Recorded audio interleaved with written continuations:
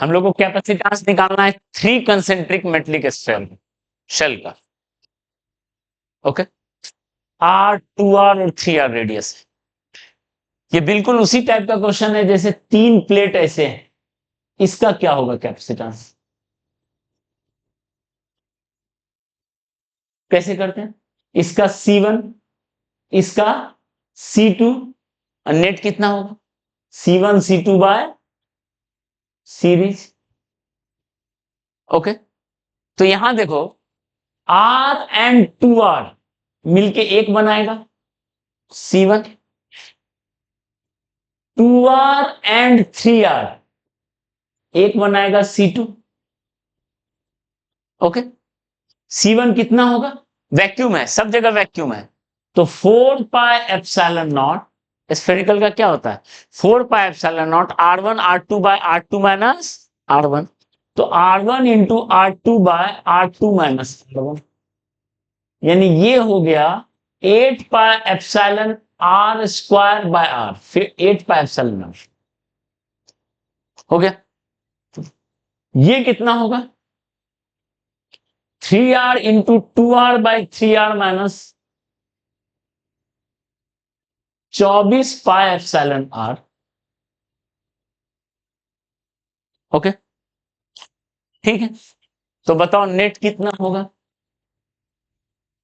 पाई epsilon R को common ले लेते हैं, C इक्विवेलेंट निकालना है, ये है 8 into 24 by 8 plus pi epsilon R 24 into 8 by 32, यानी इसका आंसर होगा। क्लियर है? ओके, पहला हो गया। सेकंड में क्या होगा? एक में K1 भरा हुआ, तो C1 की जगह को, सेकंड क्वेश्चन देखो, यहां वही सेम चीज है, इसमें K1 भरा हुआ है और इसमें K2 भरा हुआ है, तो जो C1 लिख रहे हैं उसकी जगह क्या लिखेंगे? K1 C1, यानी 8 pi epsilon K1 into R, और C2 क्या होगा? 24 pi epsilon K2 into R होगा, और नेट कितना होगा? C equivalent K1 C1 into K2 C2 bye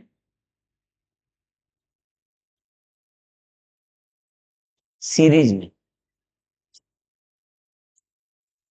ठीक है, क्लियर है? ये सीरीज में। ओके, दिख रहा है सीरीज में, बिल्कुल वही वाला बात है। मान लो इसमें डायलेक्ट्रिक भर देते तो ये वाला बन जाता, खाली रखते तो ये वाला बन जाता। ओके, ठीक है, चलो अब लास्ट वाला आते हैं।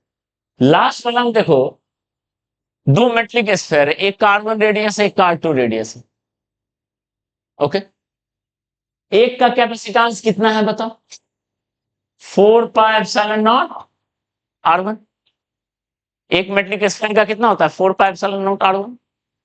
इसको कनेक्ट कर दिए इससे।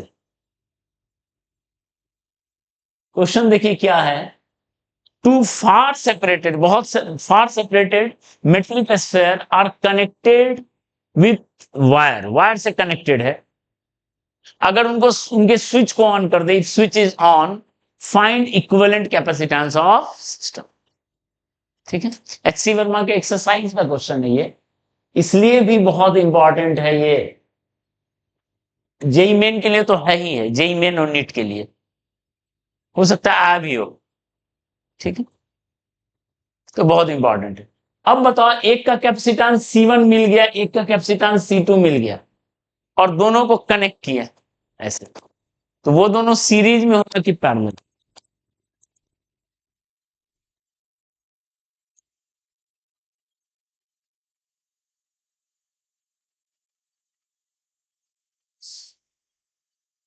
देख के लग रहा है दोनों कनेक्ट कर दिए,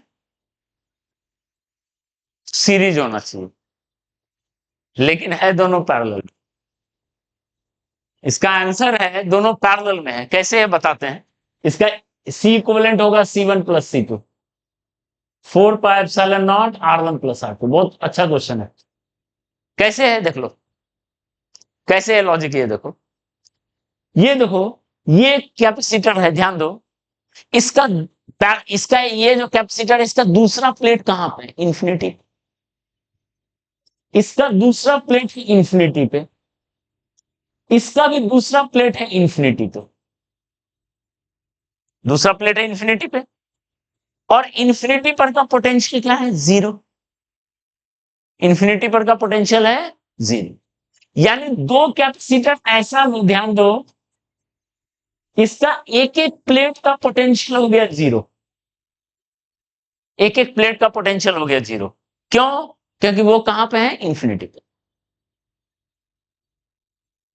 क्योंकि एक आइसोलेटेड कैपेसिटर का दूसरा प्लेट कहां लिखते हैं? इंफिनिटी पे लिखते हैं, है वो स्फेरिकल कैपेसिटर है। तो एक एक प्लेट कहां हो गया? इंफिनिटी पे, पोटेंशियल जीरो। और एक एक प्लेट है, एक एक प्लेट आपस में कनेक्टेड है, तो कनेक्टेड है वो दोनों, तो दोनों का सेम पोटेंशियल भी होगा, दोनों का सेम पोटेंशियल भी होगा।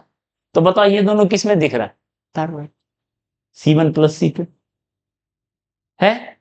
तो यहां भी ये क्या होगा? C1 plus C2, this will be the, दिखने में लग रहा है सीरीज, लेकिन है क्या? ठीक है,